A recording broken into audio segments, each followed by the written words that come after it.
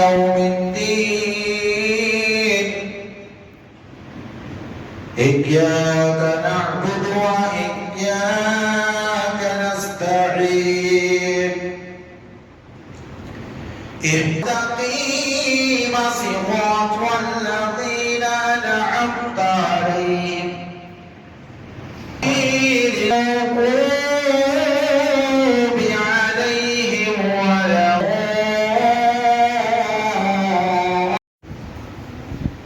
ہر سال کی طرح اس سال بھی الحمدللہ سورہ یاسین شریف جو 3 مرتبہ پڑھی جاتی ہے وہ انشاءاللہ اس کو پڑھا جائے گا۔ پہلی مرتبہ عمر کی درازگی کے لیے، دوسری مرتبہ یاسین شریف کو جو پڑھا جاتا ہے وہ مغفرت کے لیے، اور تیسری مرتبہ جو پڑھا جاتا ہے وہ رزق میں خوشحالی کے لیے۔ آپ تمام ہی مسلمان سے مؤدبانہ گزارش کر رہا ہوں، 3 مرتبہ یاسین شریف مکمل ہونے کے بعد انشاءاللہ خصوصی دعا ہمیں کر 800 سال 700 سال 500 سال 400 سال، لیکن یہ مخصوص راتیں اللہ تعالیٰ نے صرف اپنے نبی کی امتی کو عطا فرمائی کہ نبی موسیٰ علیہ السلام کی امت کو 1000 سال کا زمانہ ملا۔ 1000 سال میں آدمی کتنی عبادت کرے گا، کتنی ریاضت کرے گا، کتنا ذکر کرے گا، اذکار کرے گا، لیکن اے نبی کی امتیوں، تمہیں پریشان ہونے کی ضرورت نہیں ہے، مغموم ہونے کی ضرورت نہیں ہے، رنجیدہ ہونے کی ضرورت نہیں ہے۔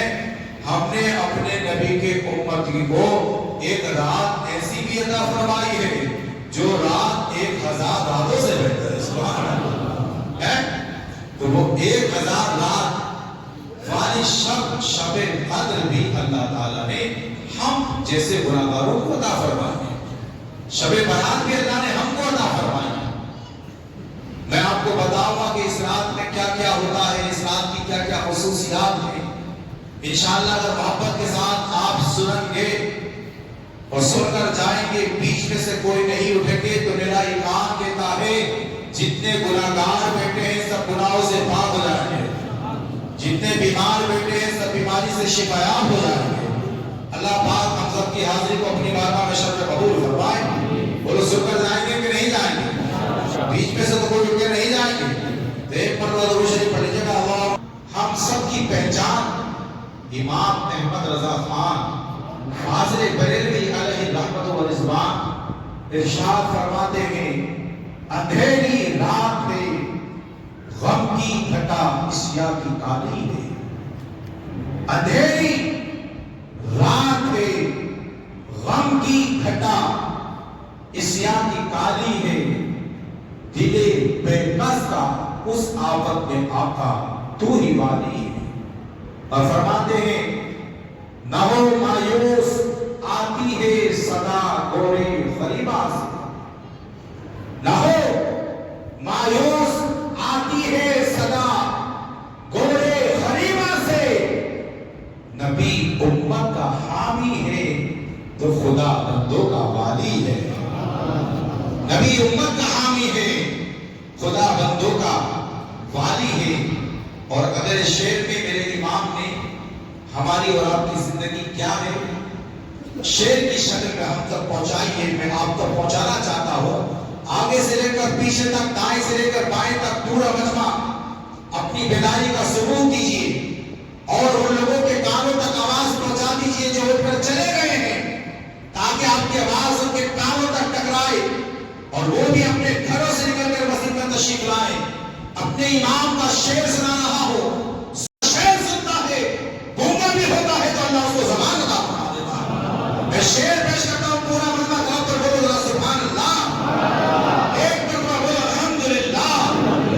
میرے امام فرماتے ہیں، اترتے چاند ڈھلتی چاندنی جو ہو سکے کر لے، اترتے چاند ڈھلتی چاندنی جو ہو سکے کر لے، اندھیرا پاک آتا ہے یہ 2 دن کی اجالی ہے، اندھیرا پاک آتا ہے یہ 2 دن کی اجالی ہے، میرے عزیزوں، کتنے لوگ ایسے تھے جو پچھلے سال یہاں پر موجود تھے، وہ ہمیں دیکھا، ہم نے ان کو دیکھا، لیکن ایک سال کے اندر کتنے لوگوں کا جنازہ تو ہم نے پڑھایا ہے، کتنے لوگوں کی نماز جنازہ آپ نے پڑھی ہے، کتنے گھر آج ایسے ہیں،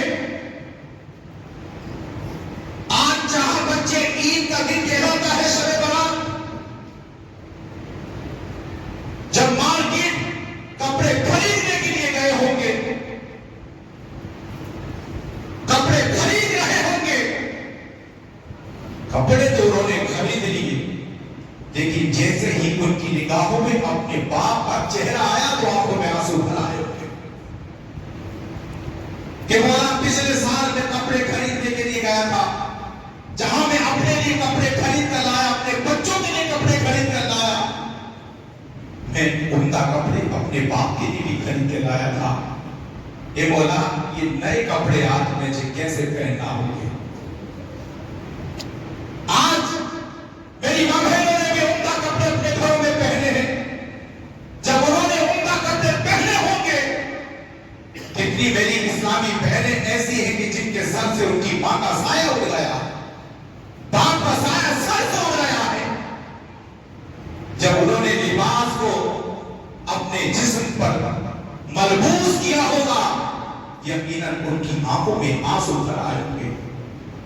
ایک وقت وہ تھا کہ جہاں ہم عمدہ کپڑے پہن رہے تھے، وہیں پر ہماری ماں بھی عمدہ کپڑا پہن رہی تھی۔ ایک وقت وہ تھا جہاں میں عمدہ کپڑا پہن رہا تھا، میرا باپ بھی عمدہ کپڑا پہن رہا تھا، گھر کے اندر خوشیاں تھی، گھر کے اندر بہاریں تھی، گھر کے اندر رونقیں تھی، لیکن جب باپ گھر سے رخصت ہو کر قبر کے حوالے ہو گیا، میرا عزیزو آپ مانو یا مت مانو، لیکن میرا ماننا یہ ہے جب ایک جوان بیٹا اپنے باپ کو اپنے کاندھے پر اٹھا کر قبر کے حوالے کر دیتا ہے تو گھر کی ساری رونقوں کو قبر کے حوالے کر دیتا ہے۔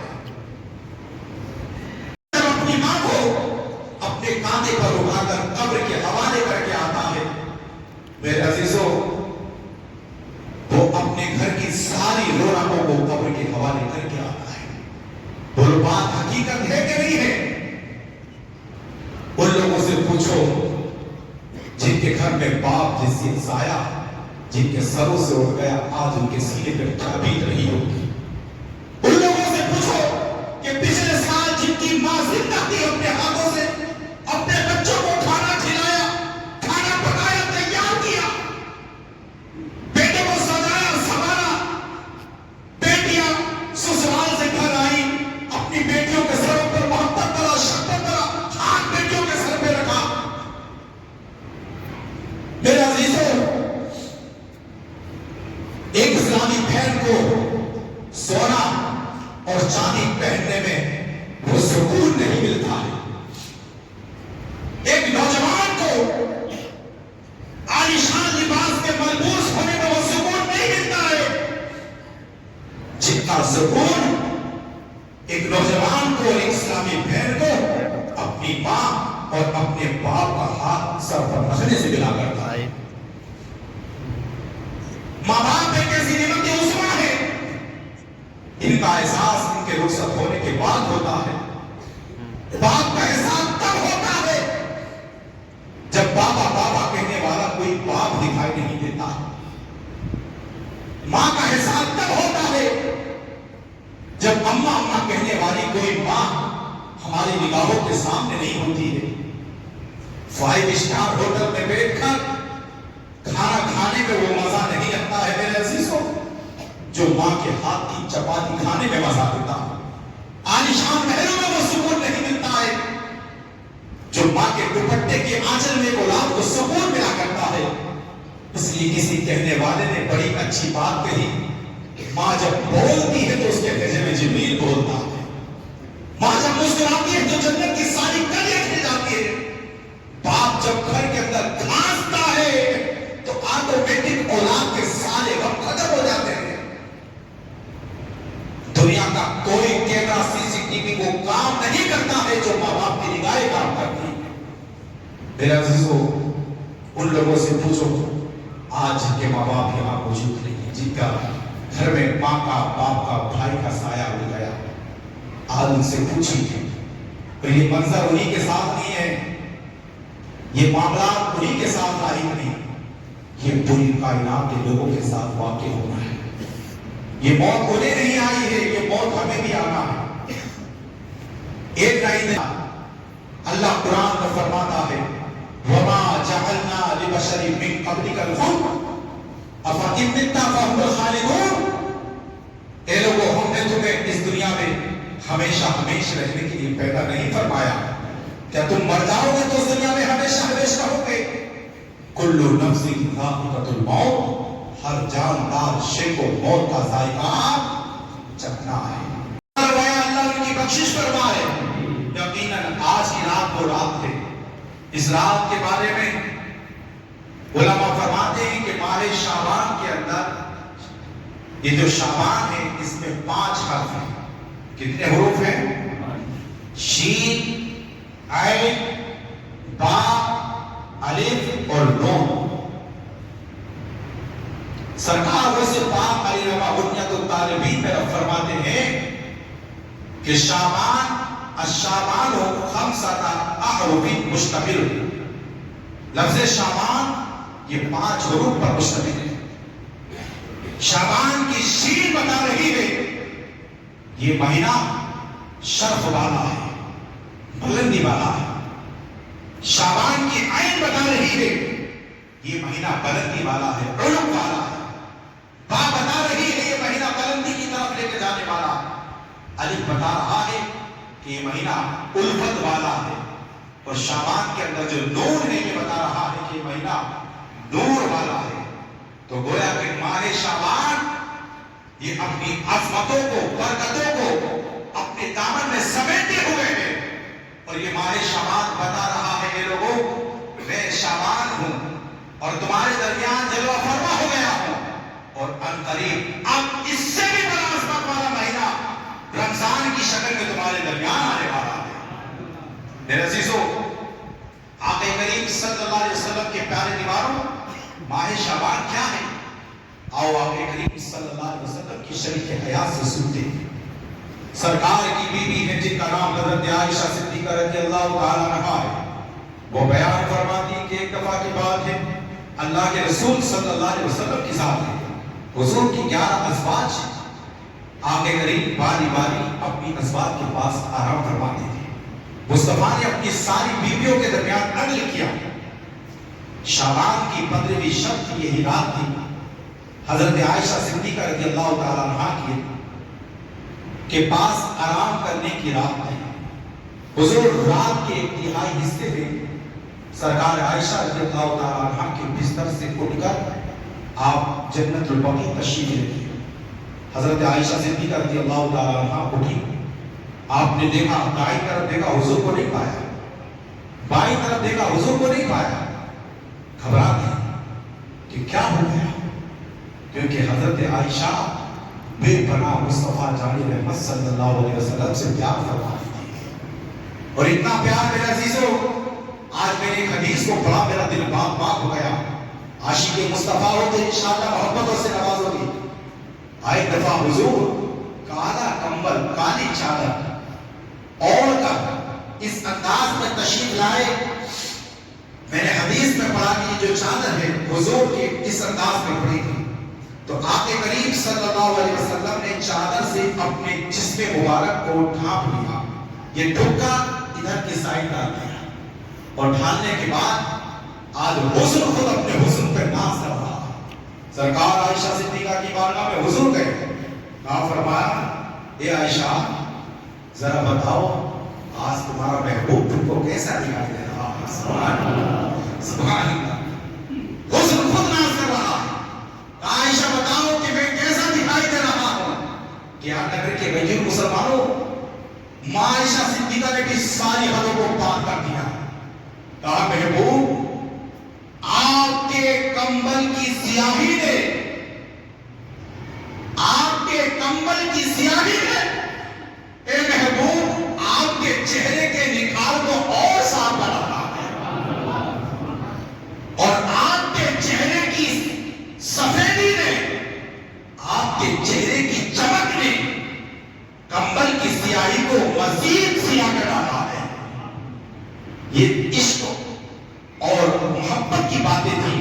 جو سرکار عائشہ اور حضور صلی اللہ علیہ وسلم کے درمیان تھا. اتنا پیار تھا سرکار عائشہ صدیقہ کو اپنے محبوب صلی اللہ علیہ وسلم سے. بڑھتی جاتی ہے، بے چینی بڑھتی جاتی ہے. ایک لمبا سمے گزر گیا ہے، پوزیشن ایسی آ گئی کہ وہ اپنے بستر پر لیٹ گیا. اب اتنا طبیعت خراب اس کی ناساز ہو گئی. باپ بڑا پریشان، کبھی کسی ڈاکٹر کے پاس لے کر جاتا، کبھی کسی طبیب کے پاس لے کر جاتا، کبھی کسی حکیم کے پاس لے کر جاتا. لیکن ڈاکٹر علاج تو اسی مرض کا کرے گا جس کو کوئی بیماری ہو. حکیم اس مرض کی دوائی دے گا جس کو کوئی بیماری ہو. اس کو جسمانی کوئی بیماری نہیں تھی، جسمانی کوئی، اس کو بیماری تھی عشق مصطفیٰ کی، اس کو تکلیف تھی عشق مصطفیٰ کی. اس کی تمنا تھی کہ کاش محبوب کا ایک مرتبہ دیدار ہو جائے. میرا عزیزو، وہ بڑا بے چین تھا، بڑا بے قرار تھا. ڈاکٹروں کے پاس اس کا باپ لے کر گیا، طبیبوں کے پاس اس کا باپ لے کر گیا، حکیموں کے پاس اس کا باپ اس کو لے کر گیا. لیکن کہیں سے بھی اس کا علاج نہیں ہو پا رہا ہے. بلاخر اتنا کمزور ہو گیا وہ نوجوان، اپنے بستر پر لیٹ جاتا ہے. باپ نے دیکھا اب میرا بیٹا بچنے والا نہیں ہے، زندگی کی آخری سانس چل رہی ہے. ایک باپ اپنے بیٹے کے قریب جاتا ہے، جانے کے بعد اپنے بیٹے سے پوچھتا ہے، اے بیٹے بتا تیری آخری خواہش کیا ہے؟